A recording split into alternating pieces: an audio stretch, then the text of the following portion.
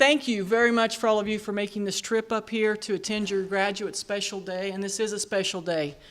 We actually have a total of 23 students that graduated, but they graduated in December. We have 7 of them that did make the trip today, so we appreciate those guys coming.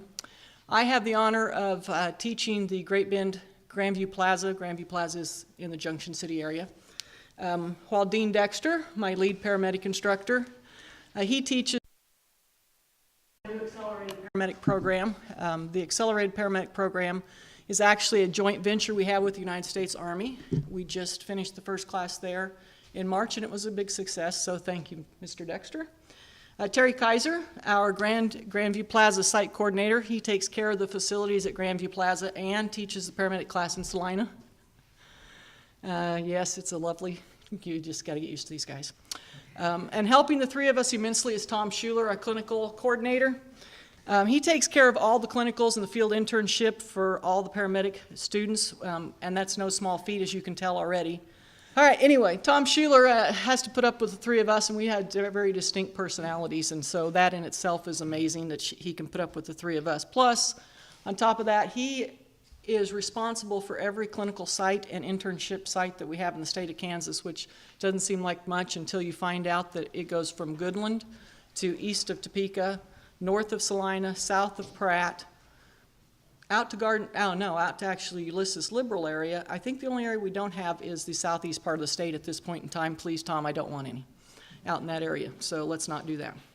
Rounding our team is Jenny Ladd, who is our program specialist. Her primary job is to tutor. And then Ashley Thomas, who is our secretary. She pretty much runs the place. In fact, she's right now over at the technical building getting all your hors d'oeuvres ready for when this is all ready and waiting. If any of you made it to the technical building, you smelled those. So, all right, as I said, I have the privilege of teaching the Grandview Plaza Great Bend class. And in August of 2013, this class started. And we had a lot of bumps along the way. Some of them were technical issues, technology type of issues. But this class persevered, and I was very pleased with this class. But I still remember the first day of class. And we were all in Great Bend. And we were making introductions, and there were 12 students there, and 2 of them were females. One of them was obviously pregnant, Chelsea, about 7 months. And that's always a challenge because in the paramedic program, you have to be there 90% of the time or you're not allowed to sit for boards. And so it was a bit of a challenge and then she makes the comment, yes, I'm a high-risk pregnancy. That got my attention, even more so. But there sat Chelsea with her soon-to-be Carson, right? Yep. So she introduced herself. She got my attention really quick. And then a few students later, another student announced that he and his wife were pregnant. And he tells me he too has a high-risk pregnancy. And I'm like, no way. I'm thinking, I don't want to do introductions anymore. I think we're done with introductions now. And so we're finishing up introductions, and we're almost done, and one of the guys tells us that he and his wife are also pregnant, and you guessed it, high-risk pregnancy. I have 3 students in that class that have high-risk pregnancies, and I just stared at them and decided this wasn't fun anymore. And however, I am here to tell you that all 3 made it through the program, but not without a few scares and not without some heartache. Because Chelsea, she had to delay because of complications. She did have to delay some of her clinicals. She started, I think it was about a month later than everybody else on her clinicals. They took her to Wichita, a red light and siren, because of complications of her pregnancy. But she turned out fine. Carson's running around here somewhere probably, I'm assuming. And but shortly after Chelsea had Carson, one of the guys lost their baby, but happily they got pregnant again and had a little girl in December, so that was very exciting. And the 3rd pregnancy went off without a hitch. Though this is a little bit unusual for a class, my point is that it takes that attitude. It takes that attitude to get through this program, and it takes a willingness to overcome the odds. And there's a lot of odds because that was just 3 things that happened. There are relationship problems because all of you know how difficult this has been. There are personality problems. There are people that there's a couple of them that lost their jobs. There were a lot of things. We had some minor surgeries that had to be done. There were a lot of things that happened, and there were a lot of issues, and they had to overcome those. So there has to be a willingness to overcome the odds. There has to be that desire to basically just suck it up and do what it takes to follow one's dreams, to dig deep and hold on to that passion that you had when you started the class. Because every one of them in the interview, guess what they said? Oh yeah, I can do this. Piece of cake. Yeah, I can do this. And until you've actually gotten in the middle of it and you're thinking, what am I doing here? And then when you're done, it's like, oh yeah, that was not as bad as I thought. But it takes a lot of passion, and you have to go back to that passion time and time again in order to get through that. And you have to really dig deep. You have to hold on to that passion. It's the same thing, guys, when you're in your job at times. And that's exactly what you're going to have to do. And above all, you have to follow that calling you have. And that's exactly what this is for you. This is a calling. And people might look at you, and they might say, ooh, you're a paramedic. Actually, they're probably going to say you're an ambulance driver, which is a whole lot better than that taxi driver they used to call me. But the reality of it is it isn't a job or a profession, guys. It's a calling. And it's what makes you get up at 2 o'clock in the morning. And it's what makes you get up and you go take care of that 80-year-old lady that's all alone for the first time in 60 years, and there's nothing wrong with her. She's just lonely. But she's called, and she needs somebody. It's what gets you up at 2 o'clock in the morning because there's that cardiac patient, and for the last 6 hours he's had chest pain, and he finally calls you, and you're wondering, why didn't you call us 6 hours ago? It's what gets you up at 2 o'clock in the morning when that alcoholic drunk, for the third time, has wrecked a car, and only this time he's wrapped it around a tree. If you can't do that at 2 o'clock in the morning every time, guys, without mumbling and grumbling, and moaning and groaning, you've lost your calling, or you never had it. You've lost your passion. It's time to find something else, because it all comes in here. Because every one of you should know by now, this is not a job where you're going to get a bunch of accolades. You're going to be called a taxi driver, guys. That's the reality of it. You're not going to make a bunch of money. You guys just paid out a bunch of money to do this. You're not getting a bunch of money back for it. Your rewards are going to come within. And that's what you guys are going to have to think about at 2 o'clock in the morning every time. So, okay, these guys are used to me getting on soapbox every now and then. I had to do soapbox one more time. I'm done. You never have to listen to my soapbox again. Okay, Tony does because he wants to take my IC class. He has to listen to the soapbox one more time. However, before I turn the mic over to Tom, I do want to say thank you to the family and friends, because without you, this would not have happened. Everyone thinks that these guys are the ones that did all the work. And trust me, they did. They worked their Batusis off. They worked night and day to gain that gold patch. But you guys worked just as hard. You guys made as many sacrifices as, if not more, than what these guys did. And because of that, I just want to thank you, and I applaud every one of you.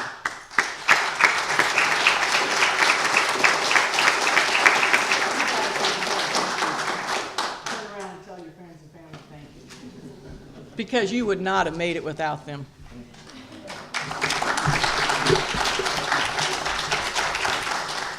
Tom.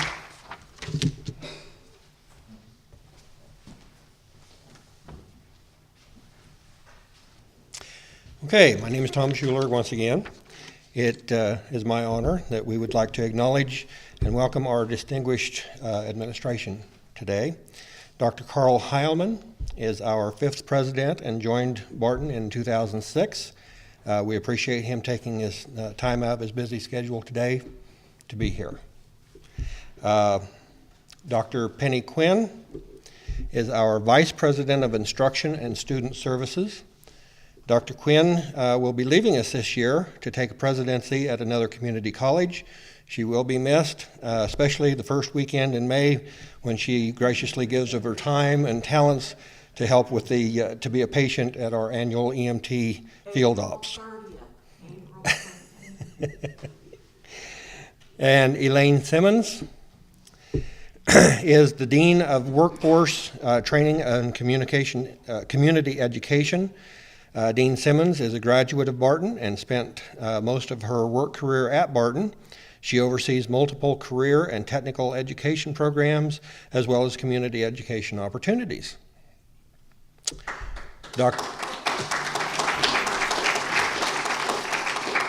And then last but not least, Dr. Kathy Kotis is the Executive Director of Nursing and Healthcare Education. In addition to the nursing program, Dr. Kotis manages many of the medical programs offered by Barton. Okay, today is always a busy, thank you. Today is always a very busy day for our administration as they attend all of the functions that you might know. So we appreciate them taking time out of their day to attend our courting celebration. Thank you.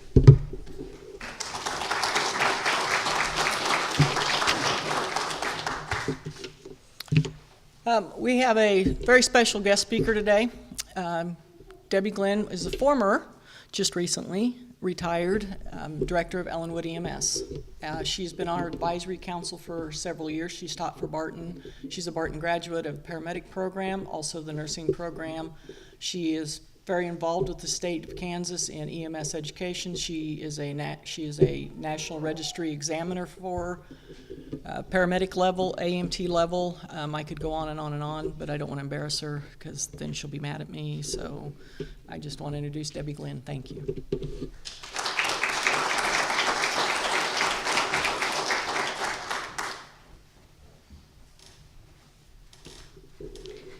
Good afternoon. You notice all the things Carol said about me. One thing she didn't say was that I'm a public speaker. So please keep that in mind as we muddle through this. My EMS career began about 25 years ago by accident. Yes, I said by accident. And I know that's a strange thing to say about a career, but it's the truth. At the time, I was working at the Ellenwood City office as an administrative assistant. A couple of times a week, the fire chief, who was also the EMS director, would come in to check his mail and talk about how shorthanded the EMS crew was. Keep in mind, this was 1990, when the only thing you needed to get on the ambulance crew was a CPR card and a driver's license. One day after he left, I told my coworkers, I should get on. I could drive as well as those guys. If I'd kept my mouth shut, my life would be very different today. Long story short, my coworkers also had big mouths. They told the chief what I said. He approached me, and the rest, as they say, is history. I didn't choose a career in EMS. I went to college to become an accountant. That's my first degree from Barton. No, I didn't choose this job. I opened my mouth, and the next thing I knew, it sucked me in like quicksand. That's my story. I didn't choose this career. But you graduates, you consciously chose this career. And I just have to ask, what were you thinking? Seriously, do you realize your customers, we like to call them patients, but they're our customers, are never going to call you because they're having a good day? Really, in all likelihood, they're having a terrible day, perhaps the worst day of their lives. Even if they're having a baby, you can bet they didn't plan on you being part of the process. Why would anyone in their right mind choose a career in EMS? Maybe it's because you saw the job description, not the real one, but the one the colleges and employers use to lure you in. You know the one. Seeking highly motivated individual with a desire to work in a fast-paced, ever-changing environment. Qualified individual will be part of a progressive medical team whose mission is to provide the highest quality medical care, excellent wages and benefits. You certainly didn't see the job description that someone with a few years' experience would write. It would probably read something like this: seeking individual who desires to place the job above all else, must be willing to work nights, weekends, and holidays, must be willing to work in extreme weather conditions, must be willing to miss family dinners, birthdays, your children's school events, and anything else you might have had your heart set on attending. Successful applicants should plan on cold food, skipped meals, and sleepless nights.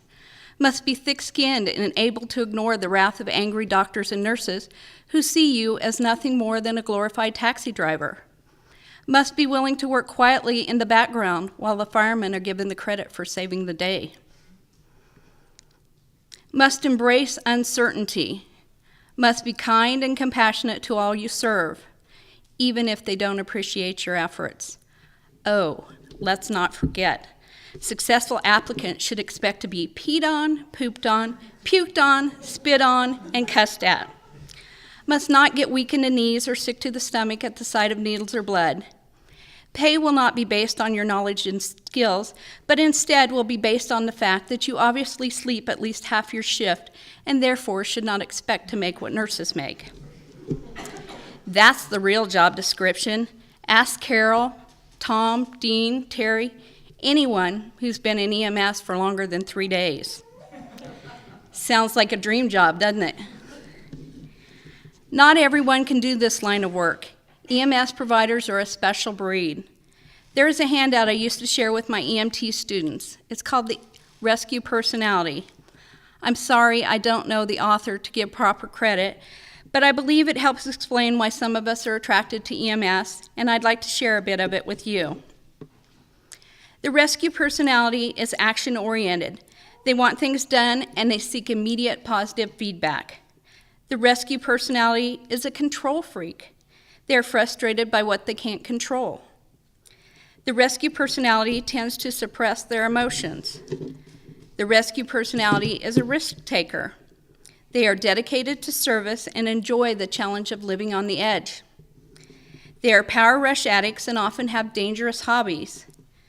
The rescue personality is obsessive compulsive. They are perfectionists who have little tolerance for the mistakes of others.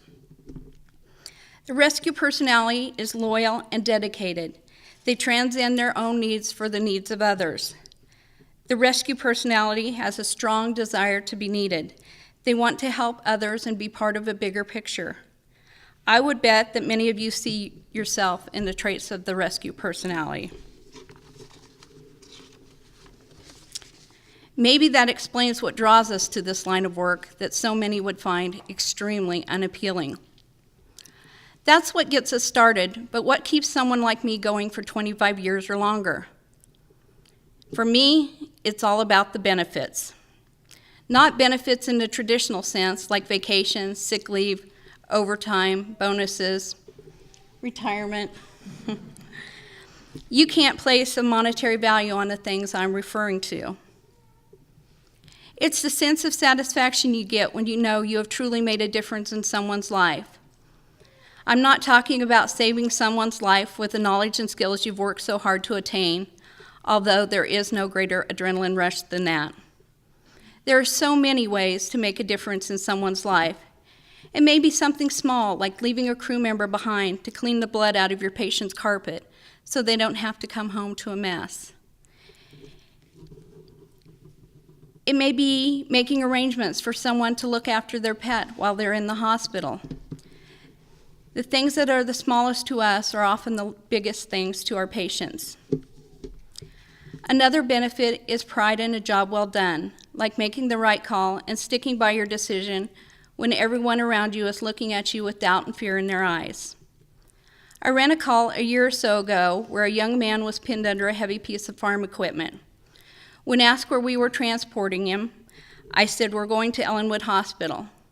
His mother said, "Don't you think we need to go to Great Bend Regional where they'll be better able to take care of him?" I said, "No, Ellenwood Hospital will be able to take him to a trauma center, and the helipad at EDH was a lot closer than Great Bend Regional." His mother didn't realize that, but she looked me straight in the eye and said, "That's my baby, and I'm trusting you, Debbie." Direct eye contact, and she called me by name. Talk about pressure. I can't tell you how good it felt when she saw me later and told me he was doing great and thanked me for taking such good care of him. It felt even better when he stopped me in the street about 3 weeks later and thanked me and told me he wanted to take a first aid and CPR class. That's the kind of benefit I'm talking about. It's the gratitude and appreciation of our patients and their families. You know you're appreciated when they remember you with cookies or candy at Christmas time. The ultimate expression of gratitude is being named in someone's memorial because their family remembers how you always took such good care of their loved one. It's benefits like the privilege of taking care of someone in their final days. I've had the privilege of bringing 3 people home for the last time. One of them was a coworker, one was a close friend and former coworker, and one was my own brother. I was lucky enough to spend time with these people during their final hours, and I brought them home to their families and friends, where they wanted to be. I was able to help fulfill their final wish and provide the small bit of comfort and kindness to them and their families when there was nothing else that could be done. A sense of satisfaction, pride in a job well done, the gratitude of those we serve, the privilege of caring for people. These are just a few of the countless benefits of a career in EMS. These are the benefits no amount of money can buy. So graduates, I wish you luck in your EMS careers. Enjoy the adventure, save some lives, make a difference, but most of all, reap the benefits. Thank you.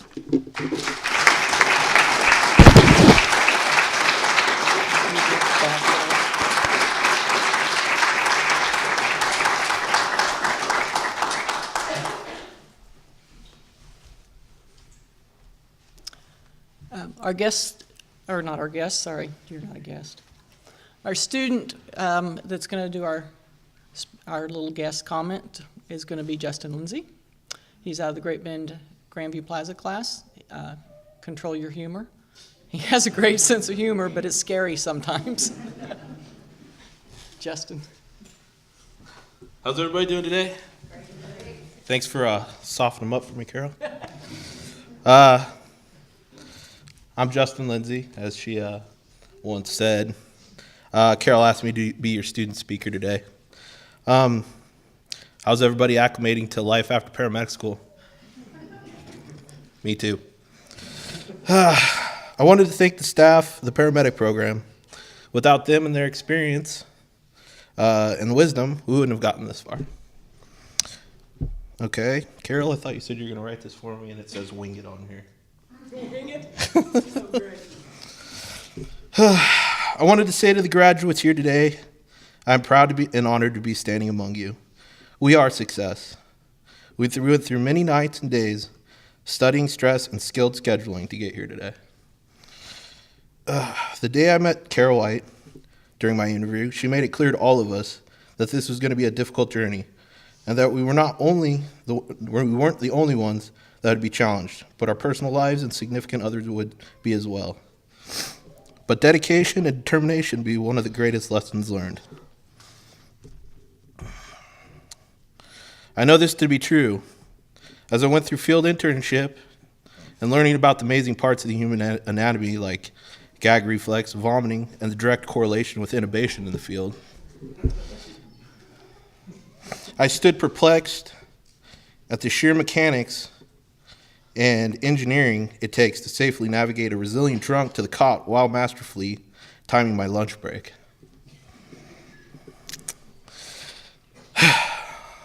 But we persevered, we overcame, because we set the goals for ourselves to be the highest ranked EMS provider, to help the weak, to attempt to hold off death to someone's loved one, to give second chances, to be willing to risk our lives to give back to our communities. This job is not meant for everyone, like it's been said so many times. It's a calling. And so we set out, putting on our uniforms to report for duty as we leave our family and friends as street medics, fire medics, or flight medics. This is how we honor you. The people that stand behind us, the teachers, our preceptors, the ones that have fallen in line of duty, and those that came before us that gracefully retired after their last call. We will always challenge ourselves to do the best in our profession every day and to never stop progressing as providers. I feel confident in the foundation that we started here today. So here's to the paramedic class of 2014. May we be successful in all our endeavors and always hold ourselves to the highest standard of care.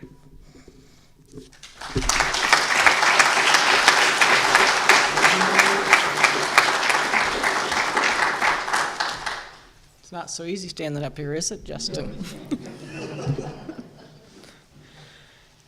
Each class, each year when we have graduating class, we have, for each class, we have an outstanding graduate. And the outstanding graduate has many facets to it. It's not just grades. It has to do how well they did in class. We have what we call the affective domain. That means your judgment, your attitude, all about your personality. What did you overcome? Did you overcome it gracefully? Those types of things. So we have, Dean, would you like to please come up here and present yours for your graduate?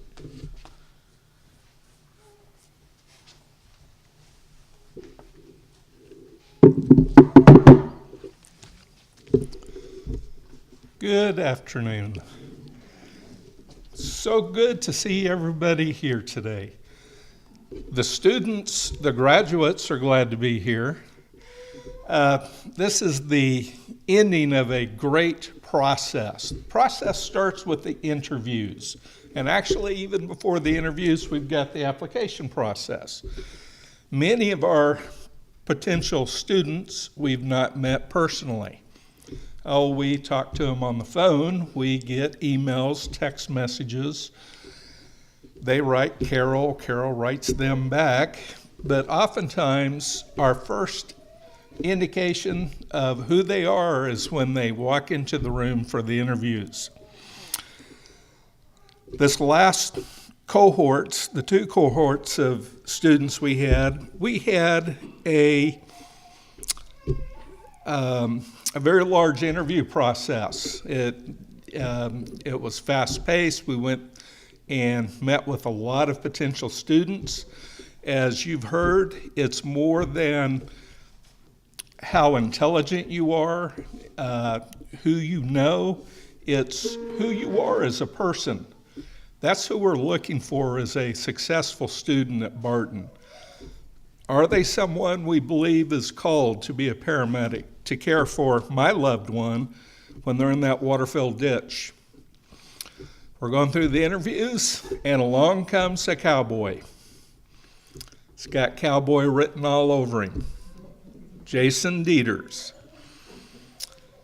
We're going, okay.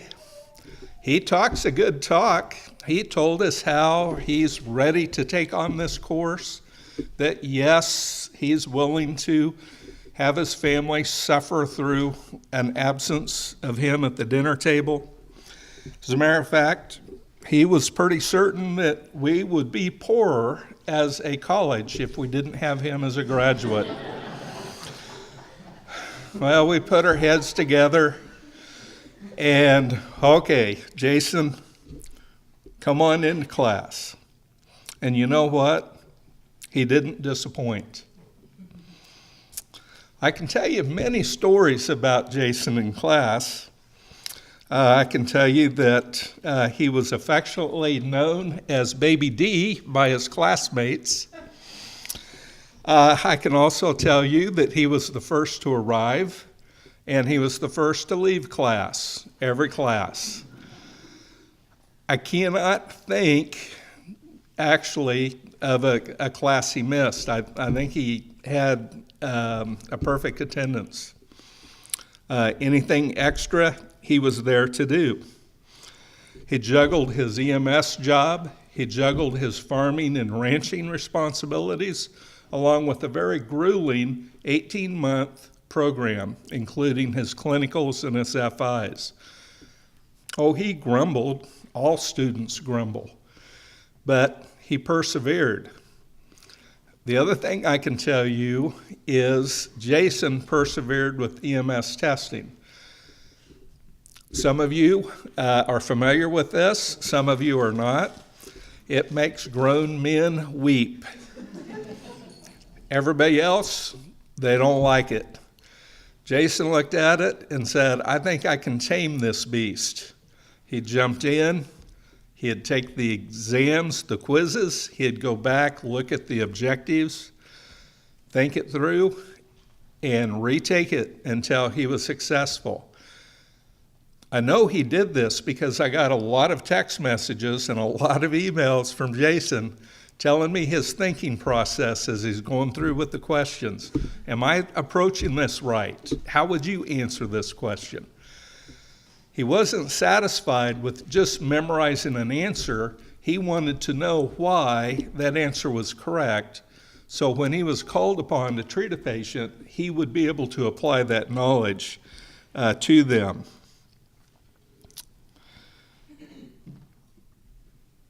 It is with great pleasure that I present this award to Paramedic Jason Dieters.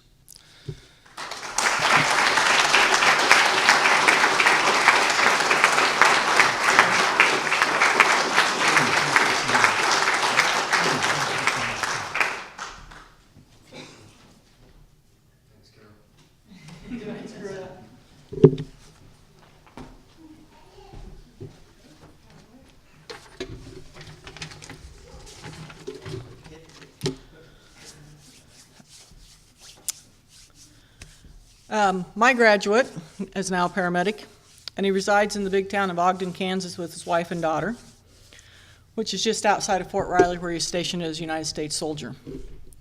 Tony started emailing me in the summer of 2013, or 2012. The first email or two was addressed Sir. Things weren't looking very good for him getting into the paramedic program. Then Tony informed me that he was a former certified paramedic looking to get his certification back. Strike two. Anyone that's ever taught a paramedic class knows that you don't want former paramedics in there because they know everything. And the instructors know diddly. Poor Tony. Obviously, Tony got into the program. He was admitted in. However, he will tell you that one of the first conversations that we had was that we laid the ground rules. And the ground rules were, I'm the instructor, you're the student, right? Yes, we did do that, didn't we? Tony did a great job. He was always respectful. He helped others in the class when they needed the help. He participated, he got along very well with others. He did a very good job, and he will be the first one to tell you that when we did some of the medical stuff, it kicked his butt. He was in the military, he was more used to the trauma stuff, but he will tell you that the medical stuff did kick his butt. Remember in my opening remarks about all the high-risk pregnancy and one couple that lost their baby? That was Tony. And yes, I have Tony's permission to talk about it. Tony missed 2 classes to take care of himself and Lucinda Lucinda's in the back with little Symphony that sounds like she finally fell asleep. So Lucinda took care of Lucinda and then was right back in the middle of things. And for those of you who don't know, I've known Lucinda for several years now too, and Lucinda looks amazing. It's like night and day from the first time I met her till now. She looks amazing. So, although I wasn't sure I was going to survive the paramedic class, when Tony walked into my office at Grandview Plaza and said, "We're pregnant again," I'm like, "What?" This was like 3 months. And I'm like, "What? You're what?" "I'm pregnant. Lucinda's pregnant again." I'm like, "What?" "Okay." And was due in December. "You're testing in December." "I know." So, in fact, he finished class on Tuesday, took his practical on Saturday, and I believe Symphony was born on Monday? Something like that? Yeah. I'm enrolling both of them in a sex ed class here pretty soon because they apparently don't know how this works. Tony continues to work as a soldier at Fort Riley where he runs Irwin Army's ED, his emergency department, and he works part-time for Riley County EMS, and I'm very pleased to tell everybody that he also works part-time as one of my instructors up at the Grandview Plaza site, and he will be taking the instructor coordinator class this fall where he will be able to actually teach on his own. Right now he has to teach under one of our instructor coordinator certifications, so he'll be able to teach on his own hopefully within the next year.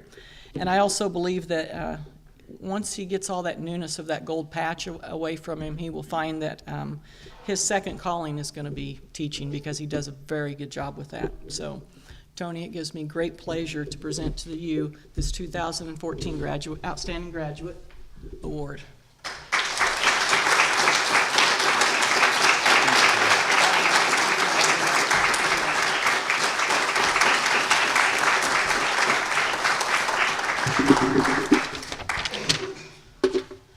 Now for the chords. The chords that we've chosen to do chords, for those of you that understand what they're like. Everybody does pinning. Well, we're in EMS. We do things different. We don't like to be like everybody else. The chords signify the medical profession. These are to be worn with when you go to graduation. They'll be worn around your gowns. They signify that you're in the medical profession and that you are graduating with honors in the medical profession. Okay? So, Terry? I get my 2 minutes. You get your 2 minutes. Do it. Everybody be ready. I just get to read names. They don't trust me for speeches, which is probably all right. Up first, Great Bend Grandview Plaza class, Tony Bach.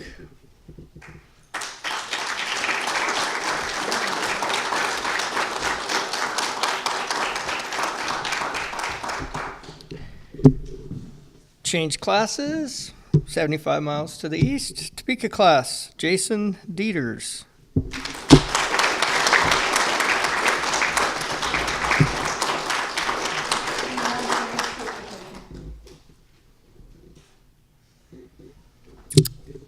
Back to Great Bend, Miss Chelsea Dahl.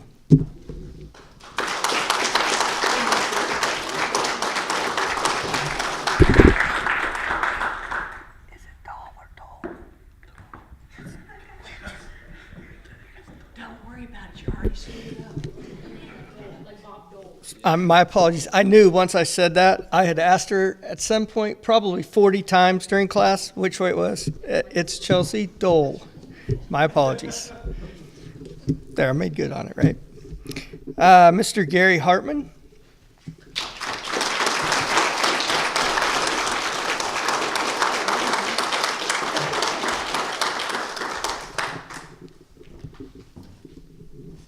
And Mr. Ryan Jacobs.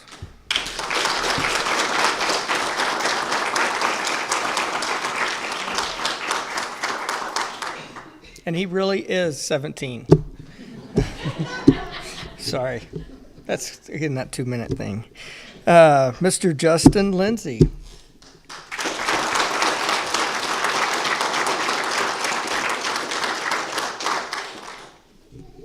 And back for our Topeka, Miss Rebecca Rippey.